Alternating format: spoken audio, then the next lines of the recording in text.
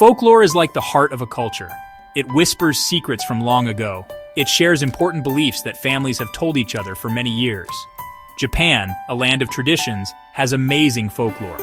These stories, full of kami like gods and spirits, scary demons and magical creatures, show us how Japanese people see the world. They talk about nature, family, and the fight between good and evil. A really important story is the creation myth of Izanami and Izanagi. This story, told out loud for a long time before being written down in special books called the Kojiki and Nihon Shoki, tells us how the islands of Japan and its people came to be. It's a super important story for Japan, shaping its religions, culture, and art. A long time ago, everything was just a big messy nothing. Then, the very first gods appeared. Two of these gods were Izanami and Izanagi, a brother and sister. The other gods in heaven gave them a big job, to create a world from the swirling misty stuff below. Izanami and Izanagi stood on a bridge in the sky, Ame no Ukihashi. They looked down at the misty mess. They had a special jeweled spear, Ame no Nuboko, to help them with their big job. Izanagi dipped the spear into the swirling water below. When he pulled it out, drops fell from the end. These drops became solid and formed the very first island, Onogoro. Izanami and Izanagi came down from heaven and made Onogoro their home. They built a special pillar and a grand palace. They walked around the pillar in opposite directions and met on the other side. This was like a wedding, and it started the creation of all the islands of Japan. Izanami and Izanagi made more islands, creating the land of Japan. They also made gods for the mountains, rivers, wind, and fire. But making the fire god, Kagutsuchi, caused a big problem. Izanami got badly burned and became very sick. Sadly, she died. Izanagi was heartbroken. He missed his sister wife so much that he went to Yomi, the underworld, to bring her back.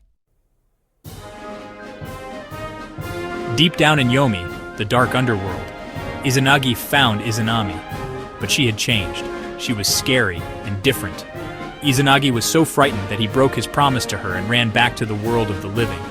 He closed the entrance to Yomi with a huge rock, separating the living world from the dead. Izanagi then washed himself to clean off the darkness of Yomi. And guess what? As he washed, new gods were born. From his left eye came Amaterasu, the sun goddess, bringing light and warmth to the world. Her children would become the emperors of Japan. Izanagi's cleaning was very important. It showed how important being clean is in Japanese culture. Even today, people do special cleaning rituals called misogi at Shinto shrines. The cleaning also created more gods. Tsukuyomi, the moon god, came from his right eye, and Suzanu, the storm god, came from his nose.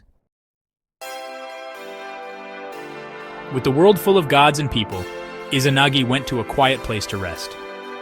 He wasn't making things anymore, but his and Izanami's creations lived on. The gods they made had their own adventures, and those stories became other Japanese myths and legends. What Izanami and Izanagi did is still important in Japan today. The story of Izanami and Izanagi isn't just a story about how things began. It's woven into everything about Japan. It explains where the islands came from, why family is important, and why being clean is special. The story also says that Japan's emperors are related to the sun goddess. This makes people believe the emperors are chosen by the gods and should rule. The story of Izanami and Izanagi shows how powerful myths can be. It helps us understand the world, where life and death come from, and how people and gods are connected. Told for many years, this myth still shapes what Japanese people believe and do. It reminds us how amazing stories are and how they connect us to the very beginning of time.